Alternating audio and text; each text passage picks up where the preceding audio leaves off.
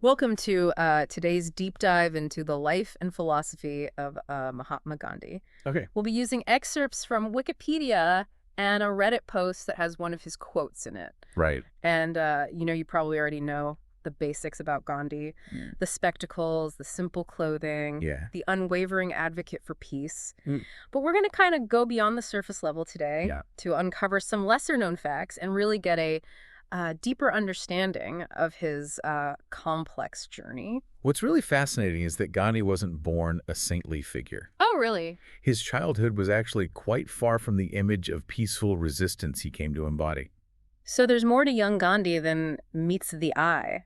Um, I'm all ears. yeah, well, imagine a young Gandhi twisting dog's ears, Oh, wow. restless as can be. Okay. It's a very surprising contrast to the image we have of him later in life, isn't it? It definitely is. Yeah, I guess even icons have a bit of mischief in their younger years. right. What else is there to discover about his early life? Well, at just 13, he entered an arranged marriage, which was a common practice at the time. Yeah, okay. And then the death of his father deeply affected him. Mm-hmm. He even wrote about regretting that his youthful desires distracted him from being fully present during his father's final moments. That must have been a defining experience for him. Yeah. It sounds like it could have planted the seeds for his later emphasis on self-control and discipline. It very well could have. Yeah. And his path to self-discovery didn't stop there. Hmm.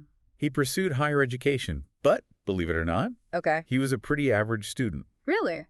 Not exactly the prodigy you might expect. Wow. I'm going to- More myth busting. Uh-huh. So how did this average student with a mischievous streak Right. transform into the Mahatma we know? His transformation truly began with a journey to South Africa Okay. that would forever alter the course of his life. Ah, South Africa. That's where his experiences with racial prejudice really shaped his worldview, right? Exactly. Okay. He initially considered himself British first, Oh, right. but the rampant discrimination he encountered challenged that identity. Mm-hmm. He found the prejudice utterly humiliating Yeah. and couldn't fathom how anyone could believe in superiority based on such inhumane practices. So how did he respond to this injustice? His response was a pivotal moment in his development. Okay. A legal case known as the Abdullah case extended his stay in South Africa and fueled his fight for Indian rights. Mhm. He even directly appealed to Joseph Chamberlain, the British colonial secretary at the time, Wow. to reconsider the discriminatory policies. Okay. While he couldn't overturn them completely, he brought the injustices faced by Indians to light. Okay, so we see him stepping into the role of an activist, Yeah. fighting for the rights of his community. Yes, and his commitment to nonviolence was already evident. Mhm. He was physically attacked by white settlers in Durban, Oh, wow. but refused to press charges. Okay. This really demonstrated his dedication to nonviolent resistance early on. It's fascinating to see those principles taking shape. But after South Africa, he returned to India. Yes. What awaited him back home? He returned a changed man. Okay. No longer the shy student who left years ago, he'd become internationally renowned. Right. He was invited back by Gopal Krishna Gokhale, Okay. a prominent leader in the Indian National Congress. Now, Gokhale seems like the opposite of a firebrand revolutionary. Yeah. How did he influence someone like Gandhi? That's a great question. Yeah. Gokhale believed in working within the system, Mm-hmm. using moderate approaches to effect change. Okay. Gandhi learned from this, but he would eventually adapt and transform those liberal ideals Right. to resonate within the Indian context. This mentorship seems crucial to understanding Gandhi's later actions. Yes. But here's where things take an unexpected turn. Okay. World War I breaks out, and Gandhi actively recruits soldiers for the British Army. You're catching on. It seems contradictory to his commitment to nonviolence, doesn't it? It does. Yeah. Yeah. How did he reconcile these two seemingly opposing stances? Well, in a leaflet he distributed at the time, Okay. he argued that true nonviolence requires courage, Mm-hmm. not cowardice. Okay. He believed Indians needed to be capable of defending themselves Right. before choosing pacifism. It's almost like he's saying you need to understand the potential for violence to Right. truly value peace. That's a powerful way to put it. Yeah. It reveals a nuanced understanding of nonviolence that often gets overlooked. Hmm. He wasn't advocating for passive surrender, Right. but for an active and courageous choice Right. to abstain from violence. Gandhi's perspective on nonviolence is much deeper than I initially realized. Yeah. But let's move on to what is perhaps his most iconic act of resistance, Okay. the Salt Satyagraha. Right. This is where his principles really take center stage. Absolutely. For those who may not be familiar with this event, Yeah, can you set the stage for us? of course. Okay. India was under British rule, Right. and discontent among the people was growing. Gandhi was calling for dominion status, Mm. essentially greater autonomy within the British Empire. Right. But his proposal was ignored. So what was his response to this dismissal? His response was a strategic masterpiece. Okay. He wrote a powerful letter directly to Lord Irwin, Right. the Viceroy of India, Okay. condemning British rule and highlighting the stark income disparity. Mm-hmm. He pointed out that the Viceroy earned over 5,000 times Wow. the average income of an Indian. That's unbelievable. It was a bold statement about the economic exploitation under British rule. That letter must have made a huge impact. It did. Yeah? And it set the stage for the Salt March. Okay. Gandhi, along with thousands of his followers, marched over 240 miles Wow. to the coastal town of Dundee to make salt, Right. defying the British salt tax. Yeah. This seemingly simple act carried immense cultural significance. I'm guessing there's a deeper meaning to the salt. You bet. Okay. Gandhi cleverly linked the Salt March to ancient Indian mythology. He drew parallels to Rama Raja, Okay. an ideal kingdom ruled by Lord Rama, Mm-hmm. and the story of Prahlada, a devotee of Vishnu who Okay. defied his tyrannical father. So by invoking these powerful narratives, Yeah, he elevated the struggle for independence to a fight for righteousness and justice, right. deeply rooted in Indian tradition. Exactly. It's amazing how he combined political activism with cultural symbolism. Yeah, That's brilliant. it was. No wonder he was seen as a folk hero. Exactly. Yeah. The Salt March transformed Gandhi into a mythical figure. Wow. He became a symbol of hope, resistance, Right. and the embodiment of India's cultural heritage. Mm-hmm. His message resonated not just with intellectuals and political elites, Right. but with everyday people. What an incredible turning point in his story. Yeah. Before we move on to the later years of his life, Mm-hmm. let's take a moment to summarize Okay. the core principles that guided him. At the heart of Gandhi's philosophy Okay. was Satyagraha, a term he coined which means truth force. Mm-hmm. It's a form of nonviolent resistance based on the unwavering belief in truth Yeah. and the inherent goodness of humanity. So it's about more than just passive resistance. Yeah. It's about actively fighting for truth and justice through nonviolent means. You got it. Okay. And he also advocated for Swaraj, Right. which means self-rule. Mm-hmm. This concept wasn't just about political independence, Yeah. but also about individual and collective liberation Yeah. from all forms of oppression. Interesting. And he was a vocal proponent of unity and pluralism Mm-hmm. in a diverse and complex India. These principles were clearly his guiding light, Yeah, but were they universally accepted? that's a great question. Yeah. And the answer is no. Okay. While Gandhi's ideas resonated with millions, Mm. there were dissenting voices. Okay. Let's unpack those opposing viewpoints. Okay. Who were some of his most prominent critics? Well, Muhammad Ali Jinnah, a prominent Muslim leader who was already advocating for a separate Muslim state, Right.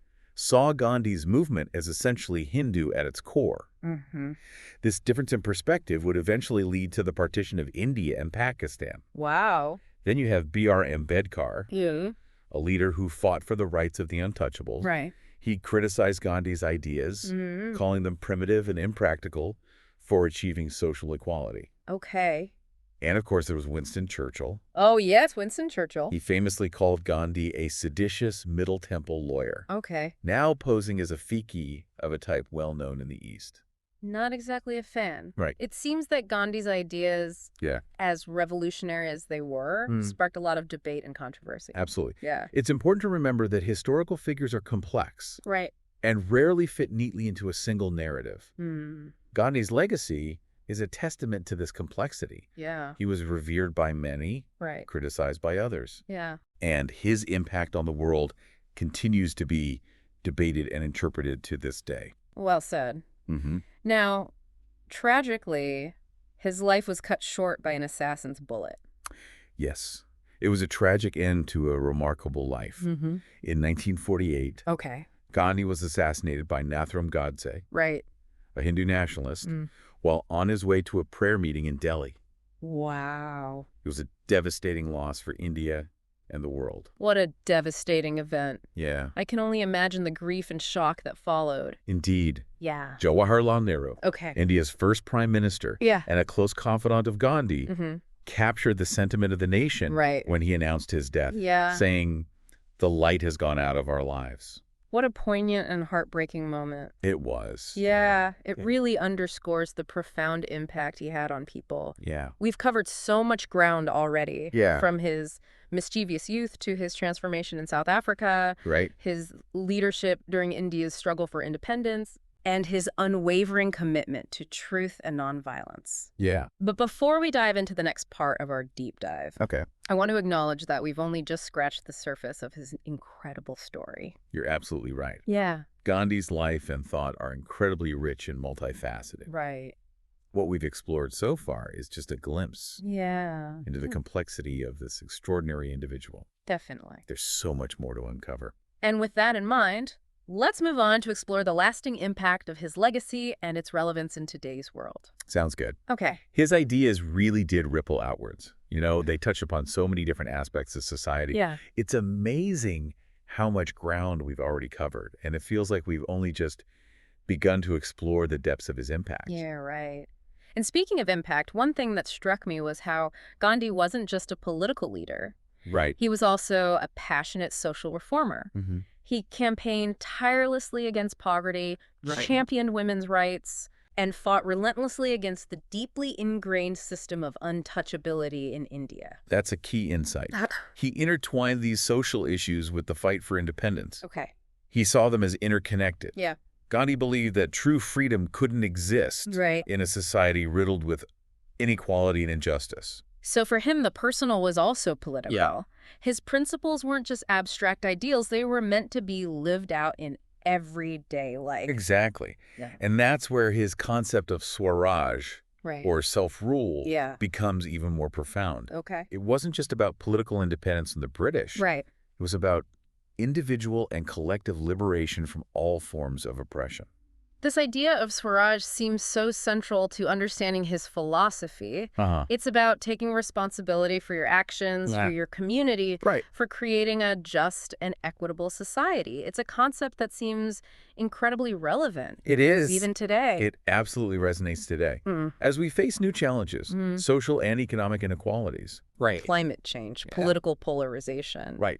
The idea of Swaraj reminds us that we have the power to shape our own destiny. Okay. We can create a better world through collective action and a commitment to truth and justice. It's a powerful message that goes beyond any specific time or place. Yeah. But as we've been discussing Gandhi's principles, Yeah. I can't help but wonder Yeah. how he managed to maintain such unwavering faith in nonviolence, Yeah. especially when faced with so much opposition and brutality. It makes you wonder Yeah. where that unwavering belief stemmed from. It's a question that continues to fascinate scholars and historians. Right. His deep religious convictions played a part. Okay. He had this unshakable belief in the inherent goodness of humanity. Mm-hmm. You have to remember he was deeply influenced by Hinduism, Jainism, Right. even Christianity. And his interpretation of the Bhagavad Gita, Yeah? a Hindu scripture, Mhm. was crucial to his worldview. Yes.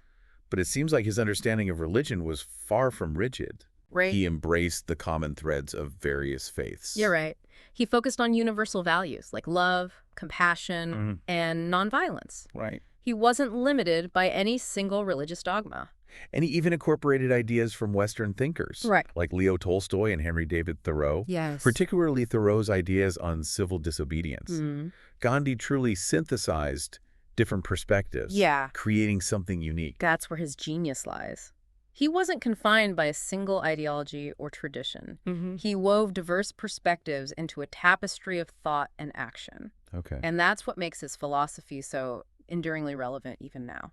He wasn't afraid to borrow, adapt, and innovate, Mm. always seeking new ways to apply his principles Right. to the challenges of his time. It's inspiring to think about. He provides a compelling model for us today. Yeah. In a world grappling with complex and interconnected crises. Right. Gandhi's approach to problem solving offers a valuable roadmap. His willingness to bridge divides and seek common ground is something we could all learn from. Okay, I see what you're saying. Gandhi wasn't just a man of his time, he was a man ahead of his time. His ideas have the potential to guide us as we navigate the complexities of the 21st century. Absolutely.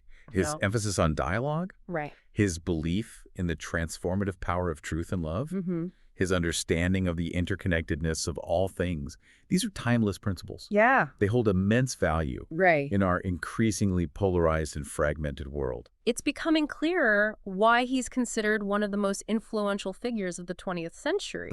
His legacy reaches far beyond India, Yeah. inspiring social justice movements and peace activists globally. Yeah. It's truly remarkable. Think about it. Martin Luther King Jr., Nelson Mandela, the Dalai Lama, Yeah. countless others have drawn inspiration from Gandhi's philosophy of nonviolent resistance. It's incredible how his ideas have connected with so many different people from all different cultures and backgrounds, fighting for different causes. And that might be the most powerful testament to his legacy. Yeah. His ideas continue to inspire and empower people to stand up for what they believe in. Right. They fight for justice and equality.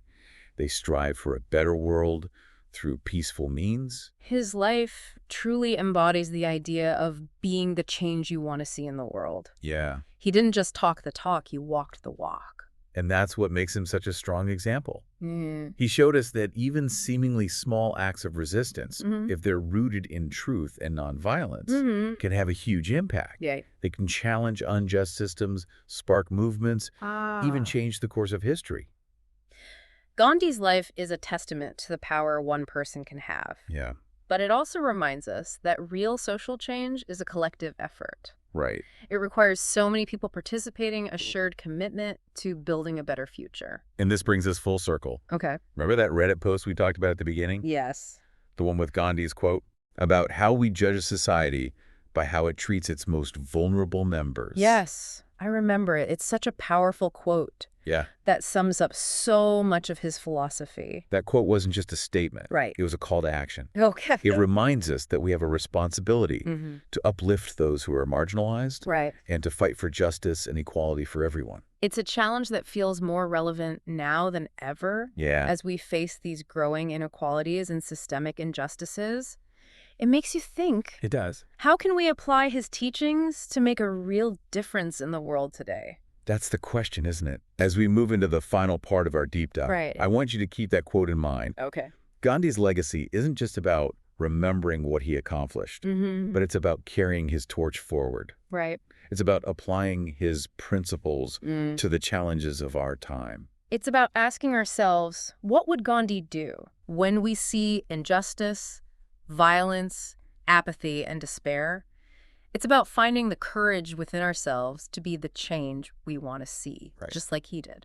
Beautifully said. Yeah. I think we've given our listeners a lot to think about. Yeah. Now let's shift our focus and explore the ways Gandhi's legacy continues to shape our world today. Okay.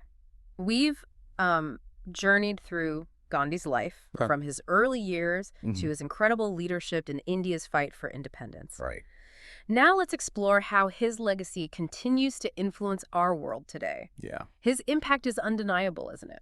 Absolutely. Yeah. Gandhi's ideas have gone beyond borders and cultures. Right. They've become a real source of inspiration for individuals and movements all around the globe. You mentioned earlier how figures like Martin Luther King Jr. and Nelson Mandela drew inspiration from Gandhi. Right. Could you tell us more about that? Of course. Okay. Gandhi's Satyagraha philosophy, Right. his commitment to nonviolent resistance, provided a powerful framework for social justice movements everywhere. Martin Luther King Jr. adopted Gandhian principles in his struggle for civil rights here in the United States. All right. He organized marches, boycotts, and sit-ins Okay. to challenge racial segregation and discrimination.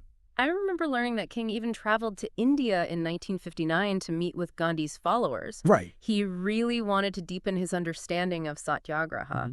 It's clear that Gandhi's ideas had a significant influence on the civil rights movement in America. And similarly, Okay. Nelson Mandela, fighting against apartheid in South Africa, drew inspiration from Gandhi's tactics. Okay. He saw how powerful it could be to mobilize people through peaceful protests, boycotts, Right. and civil disobedience. Yeah. They were powerful tools to challenge a deeply unjust system. It's amazing to see how Gandhi's ideas were applied in such different contexts. It is. It speaks to how universal his message really is. It really does. Yeah. His principles of nonviolence, truth, and self-rule have resonated far beyond India. They've become a guiding force for social and political change in so many parts of the world. But it's not just about these big political movements, right? Right. Gandhi's legacy is also carried on by individuals who are working to make a difference in their own communities. That's an important point. Gandhi's emphasis on personal responsibility, Okay. on actually living your values, Mm-hmm. has inspired people to engage in acts of service, compassion, and social justice. Okay. It can be anything. Mm-hmm. Volunteering at a local soup kitchen, advocating for environmental protection, Right. or just treating others with kindness and respect. Yeah. These small acts of change reflect the spirit of what Gandhi taught. It's a good reminder that we don't have to be political leaders or famous activists to Yeah. make a positive impact. Right. We can all embody his principles in our daily lives, Yeah. even in small ways. Exactly. Gandhi believed true change starts with the individual. Mm-hmm. He famously said, "Be the change you want to see in the world." Right. That message is as relevant today as it ever was. Yeah. It encourages us to really think about our actions Okay. and try to live in a way that aligns with our values. It's a call to be intentional, Right. to be mindful of our impact on others and the world around us. Right. But Gandhi's legacy isn't without its complexities, is it? That's true. There have been criticisms and debates surrounding his ideas and actions. Some argue that his unwavering commitment to nonviolence Yeah. wasn't always the most effective strategy, Okay. that there are times when force is necessary to counter injustice. Others point out that some of his social views, Right. particularly his early writings, Okay. reflected the prejudices of his time. It's important to engage with these criticisms. Right? We have to recognize that even historical figures we revere Yeah. are products of their times. Right. They may have held views that we find unacceptable today. Absolutely. Yeah. It's not about blindly accepting everything Gandhi said or did. Right. It's about examining his ideas with a critical lens, Mm-hmm. understanding the historical context, Right. and figuring out which aspects of his legacy are still relevant and valuable in our present moment. So it's about having an open and honest dialogue with the past, It is. drawing inspiration while also acknowledging flaws and limitations. Right. It's a process of learning and growth, isn't it? It is. And in that spirit, Okay. let's revisit that question we posed earlier. Okay. Could Gandhi's principles of nonviolent resistance Right. be applied to the challenges we face today? Yeah. And how would that look? It's a question worth pondering. It is. Our world is grappling with climate change, global inequality, political polarization, Yeah. and armed conflicts. Yeah. Can Gandhi's philosophy of nonviolence offer a path forward amidst all of this? I believe it can. Okay. The challenges today might seem different from those in Gandhi's time, Mm-hmm. but his core principles are timeless. Right. His emphasis on dialogue, Okay. his belief in the transformative power of truth and love, Mm-hmm. yeah, his understanding of how interconnected we all are. These ideas can guide us in navigating this complex world. So you're suggesting that Gandhi's philosophy provides a framework for tackling these challenges? Exactly. Okay. Rather than a set of specific solutions. Okay. It's about adapting his principles to the specific context we find ourselves in. Right. Take climate change, for instance. Okay. Gandhi's emphasis on simple living, Yeah. on consuming less, and living in harmony with nature Mm-hmm. is more relevant than ever. And his idea, Satyagraha, Right. could inspire us to engage in nonviolent protests and civil disobedience. Right. We could use those tools to demand action from governments and corporations Mhm. that contribute to environmental destruction. You're right. Okay. And when it comes to political polarization, Right. Gandhi's focus on dialogue and finding common ground is crucial. We need to understand the perspectives of those who hold different views. Right. This is the antidote to the divisive rhetoric that's so prevalent these days. It's about recognizing our shared humanity, even when we disagree. Right. It's about building bridges instead of walls. Gandhi's legacy challenges us to rethink our relationship with power. Okay. He showed us that true power isn't about dominance or coercion. Right. It's about truth, love, Mm-hmm. and the collective will of people. Powerful. He left us a powerful message. It really makes you think about how we approach conflict resolution, Yeah. social change, and building a more just and equitable world. We've spent this episode diving deep into the life and philosophy of Mahatma Gandhi. Right. I hope you've gained a richer understanding of this complex and influential figure. We definitely have. Gandhi's story shows us that one person can truly make a difference, but it also reminds us that real lasting change Right. requires the collective efforts of many. Yes, it does. As we wrap up, Okay. I encourage you to reflect on Gandhi's legacy. Mm-hmm. Think about how his principles might inspire you to engage with the world and be the change you want to see. Well said. Thank you for joining us on this deep dive. It was my pleasure. Until next time, Yeah. keep exploring, keep questioning, Right? and keep working to make a positive impact in your own way. I like it.